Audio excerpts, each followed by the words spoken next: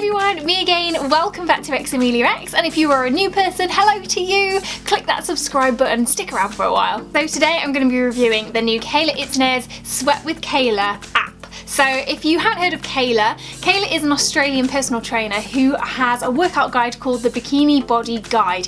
Now if you've been subscribed to this channel for a while, or if you're a long-term reader of my blog, you'll know that I've had massive success with the BBG, the Bikini Body Guide, in the past, and I absolutely love it. So today I'm going to be going through the key features on the app and telling you all the bits that I like, all the bits I don't like, how I felt while I've been using it, and I'm also going to be telling you which one I think you should be spending your money on, the traditional guide or the new Sweat with Kayla app. So let's get started. Okay, so first of all, the app itself is really pretty to look at. I like Kayla's new branding. She's moved from the cartoon-like branding that she had before, and now she's got actual pictures of herself, and she looks pretty darn awesome. And it's all pink and very girly and just quite easy to navigate and quite easy to use. So first things first, you download the app from the App Store and you decide which workout program you're going to have. So Kayla now has a vegetarian and a vegan version of her nutritional guide. So if you're vegetarian or vegan, you can choose those options, or you can choose the original option as well. And the app has everything on it. So it has your food, and it also has the workout guide, which before were two separate guides. You either bought the nutritional guide or the workout guide, or you could buy them together in a bundle, but they were two separate ebooks. Now it's all together on one handy app. So I go to Pure Gym and I pay about £11 a month for my Pure Gym membership. On top of that, I also do some extra Zumba classes and boxing classes, which are about £5, £2 to £5 for the extra classes. So probably in a month I pay about £35 for my gym membership as a whole. So £15 on this app, which kind of does everything for you, your food guide and also all of your workouts and scheduling. It's pretty damn good value, I think. So I went for the original guide because I'm not vegetarian, I'm not vegan. I went for the traditional help guide, and I started it off on the pre-BBG training. So if you use the guide, it recommends that you do 2 weeks kind of warm-up training before you start the workouts, because they're pretty intense. If you want to find out about the guide, I've got loads of videos, so I'll link them all down below. You can check those out. They're tough, guys. They're really, really tough. So I would recommend doing the training weeks beforehand, and that's what I started with because I was just kind of getting back into my fitness regime when I started using the app. So you've got your side menu down the bottom. You've got today, which goes to your progress for today and everything that you need to do. You've got your food diary, which tells you exactly what you're going to be eating today. It gives you 5 recipes a day, so you've got breakfast, a morning snack, lunch, afternoon snack and dinner. If you click on those, it tells you what you're having. So lentil and vegetable soup, tells you the ingredients that you need, and it also gives you the instructions to cook it. It's really simple to follow. Some of the food is a little bit more difficult to put together, so ingredients that you wouldn't necessarily have in your cupboard.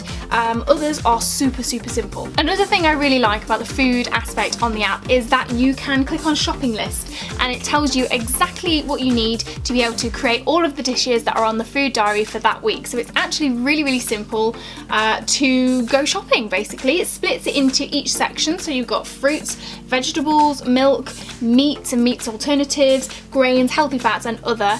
And you can also add a little bought list, so you know exactly what you've already got in your cupboard, so you don't kind of double up on everything. It's really handy, and you can just literally walk around the supermarket with this in your hand, tick it off as you go. Brilliant. So the planner looks a little bit something like this, and it actually works out everything that you need to be doing for your current week on the program. So like I said, I started with the BBG training week, and then also as you progress through the guide, it changes the planner for you. So it will tell you on Monday you're supposed to be doing legs, on Tuesday you're doing lifts, arms and abs, lifts, full body and lifts, and then rest day. Now you can actually change the plan around if this doesn't work for you. So for example, if you've got a running club that you go to on a Tuesday, but Tuesday is meant to be leg workout, you can change that around, and you can put your lists on the Tuesday and swap legs to Monday. Whichever works for you, you can kind of move everything around so it fits with your schedule, which is what you would have done if you had the guide before. I don't know if it's just me, but it's not overly clear on how you do that, and it does occasionally freeze for me when I'm trying to move things around.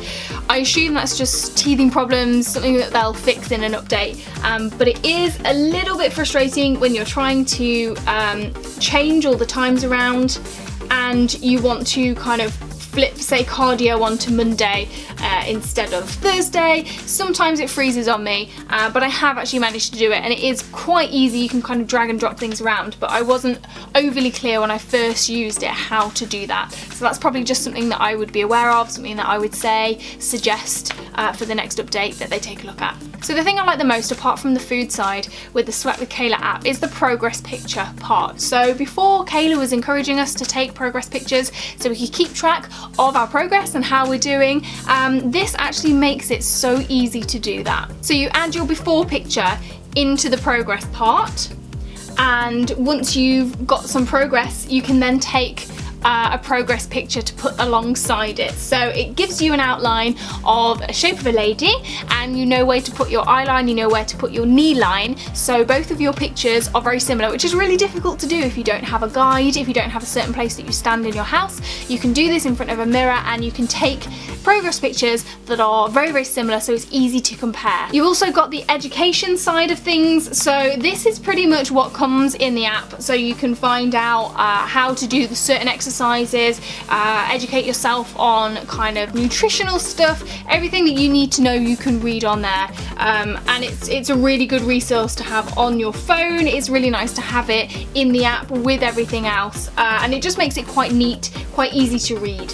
So in your planner, you can get your phone to buzz and remind you that you should be working out. You can set the times for that, for times that work with you. So if you're more of a morning person, you can set them for 9 o'clock or 7 o'clock or even 6 o'clock. Oh, makes me shudder. Or like me, if you prefer to exercise in the evenings, you can set that for when you get home from work or on your lunch break. And it will just give you a gentle reminder just to let you know that you should be moving your bum right now.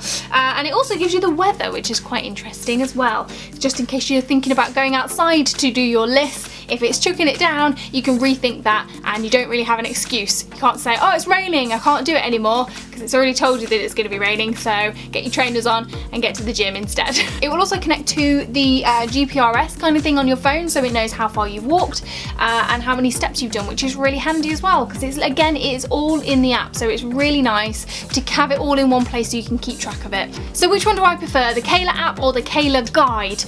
In all honesty, I love the food side from the app. I think it's absolutely fantastic, because normally when I meal plan, I write it all down in a note on my phone anyway, so it's really nice to have it all there. The pictures are lovely as well, so if you think, oh, I don't really fancy eating lentil soup, it looks really nice. You think, oh, actually, no, okay, it looks all right, I'll have that. And it's really easy to keep track of. That's what I found as one of the best things. I really like the progress picture side of things. It makes it a lot easier to keep track of your progress. It's also great that it's linked to social media, so you can share with people, and all the stuff from the guide is there on your phone. It's really handy. But having said that, I download the guide and have it in the book section on my iPhone, so that's all on my phone as well. The notifications don't really do anything for me. If it beeps and tells me that I should be exercising and I really can't be bothered, just snooze it. Same with an alarm in the morning. That really doesn't do anything for me. You do have to still have the motivation to want to work out and want to get fit. But it's a really good idea. I like it, and I think it's good value. Like I said, I pay about £35 for my gym stuff at the moment, so £15 to have all of this and a meal plan is really good. That being said, if a subscription really scares you, then the BBG guide is great, because once you've bought it, it's there. It's up to you to use it or not. And like I said, I save mine to my books feature on my phone, so it's really handy to have it on the go. iPads, print it out, it's really flexible. But fundamentally, the guide is the same on both, so if you don't like subscriptions, then definitely 100% get the guide instead. That is my 2 cents on this. I'd love to know what you guys think, if you've tried the app or if you've tried the guide, if you've tried both. Leave me a comment down below, let me know what you think. Did it work for you? I'll try and bundle together some of my old videos and some of my old blog posts with my progress pictures on this, so you can see my Kayla journey.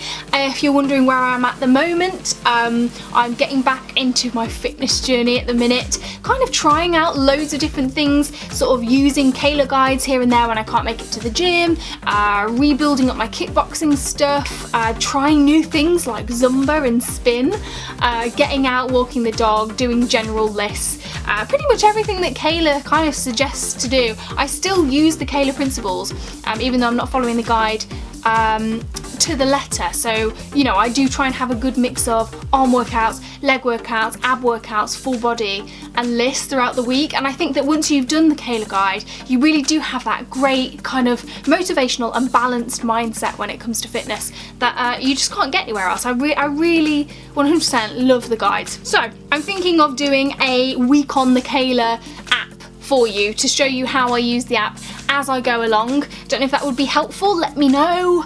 Yeah, but thank you very much for watching. As always, if you're new, don't forget to click that subscribe button and give this video a giant thumbs up if it was helpful for you guys. But as always, thank you very much for watching, and I'll see you again soon.